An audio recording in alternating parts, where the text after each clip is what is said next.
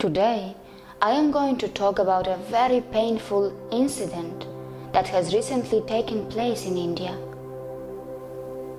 Murray Dennis Ward, a 54-year-old British man, has been arrested in Delhi for allegedly sexually abusing 3 visually impaired children.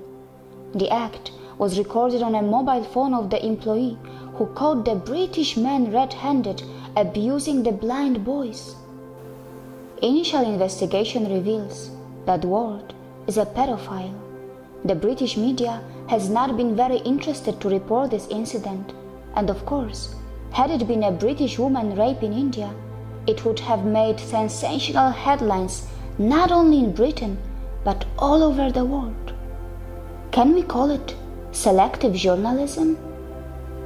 The incident of this British man raping children of a blind school in New Delhi may have shocked you, but for Indian children, getting raped by the British tourists is nothing new.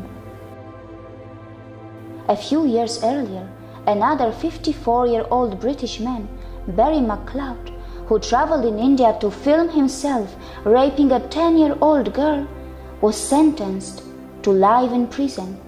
He admitted 3 rapes and 18 related charges. Well, only some of these monsters are caught, and many just keep going. What could be the reasons that make these citizens of the Western countries travel abroad to commit such crimes? What is the root cause behind their actions? Does it have something to do with the mentality of the citizens of these so-called progressive and developed countries? Well, UK is a country where one can legally have a naked girl coming to clean one's house. For many, it may sound very disgusting and sick, but of course, it is real and it is happening. But of course, it is not something that anyone should call modern slavery, because these girls are perhaps doing a job of their choice. And by the way, such businesses do add to the GDP of the UK. These girls, who provide naked cleaning services in their client homes, are paid around £50 an hour, and there are many agencies who are providing such services.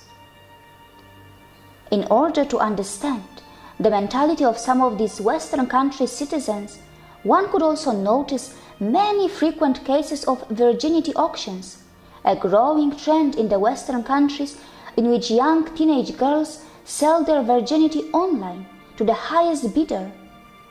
I wonder if such massive transactions also add to the GDP of these countries. By the way, is this the Western women empowerment that we talk about? Is this the progressive environment that the developing countries should also try and replicate? Well, it is important to point out that in such virginity auctions in the West, only the highest bidder wins the auction, and the other unsuccessful bidders miss out.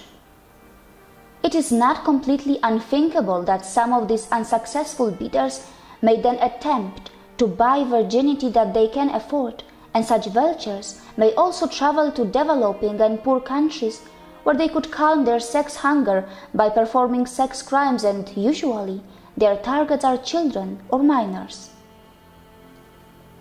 I have mentioned this in one of my previous movies. Many developed countries are actually some of the biggest sources of international child sex tourists. According to the report that was submitted to the Human Rights Council in 2012, richer countries of Europe, North America, Australia, New Zealand are some of the main origins of international child sex tourists. Children are innocent, and we must treat them as our national treasure. Please, don't abuse them. It is my request to all the rich and sex-hungry child sex tourists from the developed world. Please, stop traveling to the developing and poor countries to rape their children. And to all the law-abiding and responsible citizens of the UK, I know your country's media may not give enough coverage to this, or may not even tell this at all. So I just thought of letting you know. British men have been raping the Indian children in India. Actually, in the independent India.